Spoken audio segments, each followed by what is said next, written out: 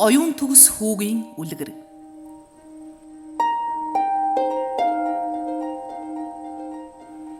Эрт үрт цагт эрээн авдраар дүүрэн эрдэнэс алттай. Хар модон шоголд хадгалагддаг үлгэр туйлын өчүүхэн номтой нэгэн айл байж гинэ. Тэднийх эрдэн төгс, оюун төгс гэдэг хоёр хүүтэй юм гинэ.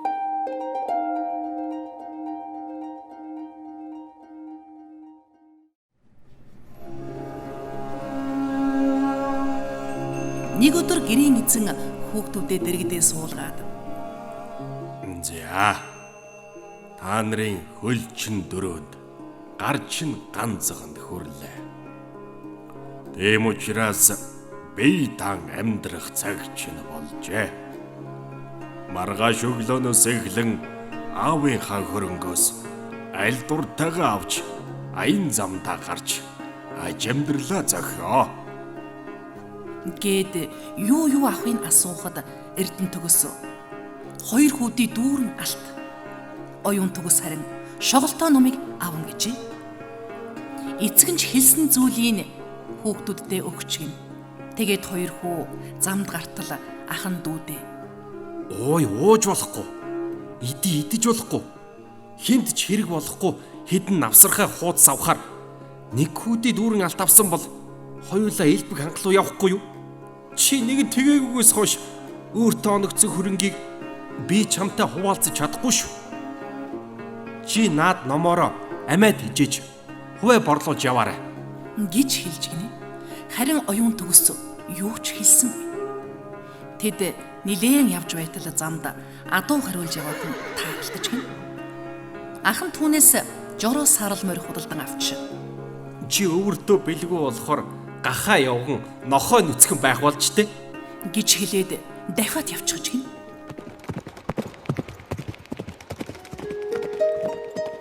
Дүүн гомдсончгүй. Хар шоголтой номоо уншиж явтал оньсон хөдөлгүүрт морь хийсэн хүний тухай үлгэр таарлаж гин. Түүнээс санаа авч ойд очин оньсон хөдөлгүүрт морь хийгээд түүнийгээ хөлөглөж ахыгаа гүйцэж очвол их л гайхан. Ийм ич идтэй морь ямар мөнгөөр худалдаж авч баа чи гэж асуухт нь үлгэртэй номныхоо ичдээр бүтээсний хэлбэл үнэмшихгүй байна гинэ. Тэгээ тэр хоёр цаашаа аялж гин. Гэтэл төөрчглөө.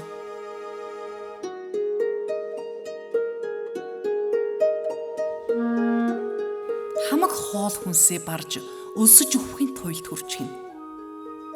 Ахт нь хүүдий дүүрэн алтан мөнгө байвч тэрнийг идэж болохгүй болохоор яалтайч билээ. Дүүн хар шоголтой номоо уншвал элсэн доогуур хавж ургадаг хүнсэнд хэрэглэгддэг ургамлын тухай үлгэр байж гин. Тэр ургамлыг ирж олоод хоол хийтэл амттай сайхан болсонд хоёул цадтлаа идэж алжаалаа тайлж гинэ. Ахна дүү минь наадах чи яасан ич идтэй сайн ном бэ? Наадха ахтаа уншуулж байгаач би ч бас алт мөнгнөөс өгчөө. Гэхдээ дүүн Эрдэмтэн мэрэгдийн цэцэн ухааны дээжс болсон энэ ном Эрдэнэс алттай зүүрлэхээргүй үнэтэй зүйл билээ. Тэгээд ч үлгэрт өгүүлж буй баялаг дуусаншгүй болохоор би тантай хуваалцахаас юунд дургуутсах билээ гэвчээ.